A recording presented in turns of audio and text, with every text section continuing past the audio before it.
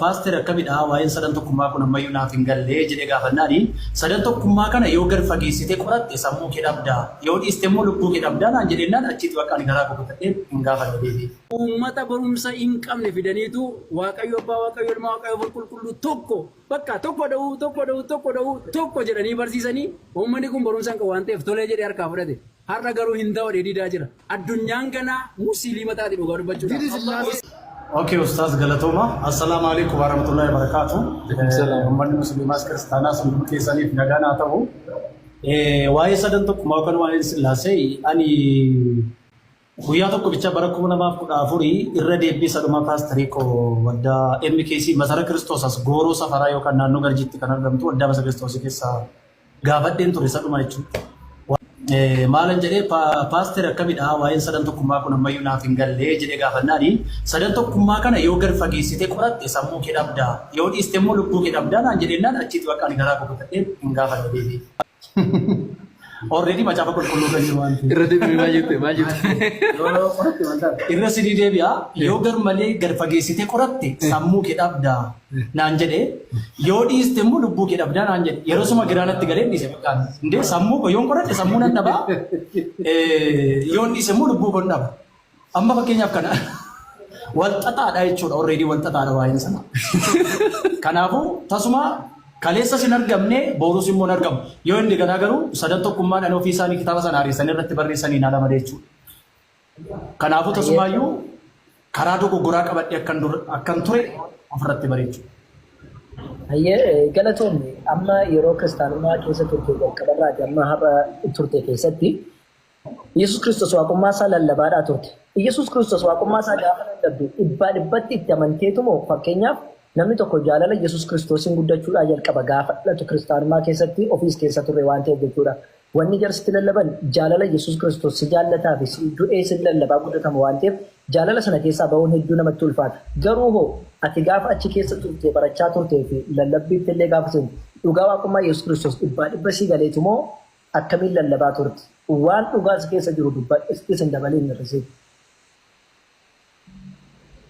Yaa galatooma Ustaz yeroo waaqummaa gooftaa Yesuus Kiristoos ani dhugaa dubbachuudhaa fi wanti naa galee hin jiru yeroo sanatti maalii fi fakkeenyaaf amma yeroo baay'ee kan dogoggorsaa ture tokko Yohaannis boqonnaa tokko lakkoofsa tokko saadadha. Jalqaba sagalee ture sagalee waaqa bira ture sagalicha ofiisaa waaqayyo turedha. Kan dubbachaa jiru immoo baay'ee sana namatti dubbachaa gooftaa Yesuus illee dubbanne akka jedhamutti immoo akka irra deebi'ee kitaaba kan dubbisetti immoo silaa Yohaannis iyyuu hin dubbanne akka hin barreessineettidha jechuudha. Kanaafuu already kan kiristaanota karaarraa maksee karaarraa jallisiitis dogoggorsaa jiru ishee sana qofaadha. Gaafa kanaaf inni sun akka dogoggoratee inni kan biraan immoo Qolaasiyaas boqonnaa tokko lakkoofsa 15 kan jiru Yesuus Kiristoosiin akka wanti hundumtuu uumametti barreessa Phaawulos tokko kutaa sanatu namoota dogoggorsee jechuudha.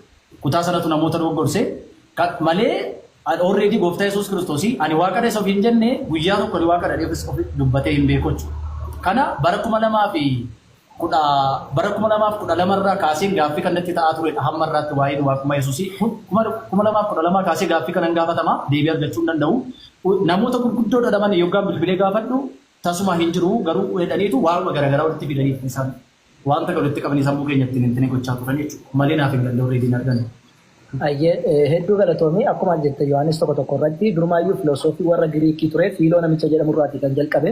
Fiiloo namichi jedhamu filosoofii warra Giriikii ture. Yohaannis akkuma beekamu Giriikidha. Haasaan Yohaannisiin dubbatu haasaa warra Giriikota haasaa ayyuutiin osoo kabeetan taataniiti. Kanaafuu kan inni fudhate Fiiloo irraa fudhate malee jalqaba ofiisaatii waan kana lafaa ulfinne Yesuusis itti minne Waaqayyo irraa isin fudhanne waan filoosofarraati akka fudhate kabiraa kana jette Qolaasiyaas 1:15 irra kan jiru wanti hundumtuu isaan ta'e jedha malee Yesuus Kiristoos waa uumeen jedhu isaan ta'e jedha malee waa uumeen jedhu kanaafuu kun waaqummaa isaa wanni agarsiisu tokko hin jiru numaa usaati sii galaadhaan ture jechuudha. Hedduu galatoon. Hayyee hamma egaa yeroo achi keessa turteetti amantii sanaan malee amantiin biraa dhugaa hin jiru jettee kiristaanummaa keessa turte moo amantii sana malee kan biraa akka jiru wanti itti dhagahamaa ture hin jira. Uummata barumsa hin qabne fidaniitu Waaqayyo Abbaa Waaqayyo Ilma Waaqayyo Qulqulluu tokko jedhanii barsiisanii uummanni kun barumsa hin qabu waan ta'eef tolee jedhee harkaa fudhate. Har'a garuu hin ta'u dheedidaa jira. Addunyaan kana musliima taate dhugaa dubbachuudha. Islaamummaa kana fudhatte addunyaan maaliif jennaan dhaloonni kun dhaloota dubbisu, dhaloota waa bira ga'uu barbaadu, dhaloota waa qoratu, dhaloota waa beekuu barbaadudha. dhaloonni waa beekuu barbaadu amman akkamittiin tokko eda'uu tokko sadiidha malee tokko siin jedhan barateera FOFX yoo sammuudhaan dadhabe kaalkuleeshinii hojjeta googil godha akkamitti tole argaa jedha dhaloonni isa kanaafi dhaloonni tole argaan jedhu addunyaan kun ganaa islaamummaatti harka ishee kennatti sababiin isaa islaamummaan addunyaaf ergame malee naannoo tokko yookiin immoo biyya tokko ergame miti amantiin kan biraan garuu biyya tokkoof naannoo tokkoof safara tokkoof ergame akkasimi kanaaf iyyuu amantiin addunyaaf ergame islaamummaa qofaadha.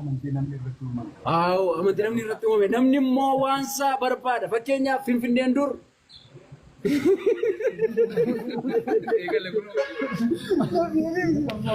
Enna ansaadee fachuu barbaada namni jechuu barbaade yeroo agara nagaa bula.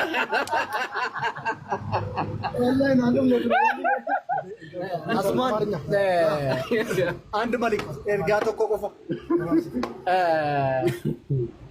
Khalid ibn Walid rabbi sarraa jaalatu nama gaafa jaahiliyyaa yookiin immoo gaafa kufrii keessa ture baatilii ergamaa rabbi nabi Muhammad sallallahu alaihi wasallam keessa jiran nama musliimoota injifate nama baay'ee jabaa ture kufrii keessatti gaafa islaamummaatti aseesee deemu desee bistu kun sanuma appilaayi godhee karaa dhugaa irratti saniifu kanaafuu rabbi nu ajabeessu obboleen keenya hunda keenya rabbi gadi nu adaabu Allahumma yaa muqallibal quluub sabbit quluubana alaa diinik jedhanii du'aa godhatan jedhan ergamaa rabbi nabi Muhammad sallallahu alaihi wasallam maraatoonii fiiguuf gaafa ka'u nama hedduutu ka'a gooldi meedaalii garuu nama tokko qabaaf saniitiif warra wajjin takka amna xumure karaa sirrii irratti rabbi nu haa taasisu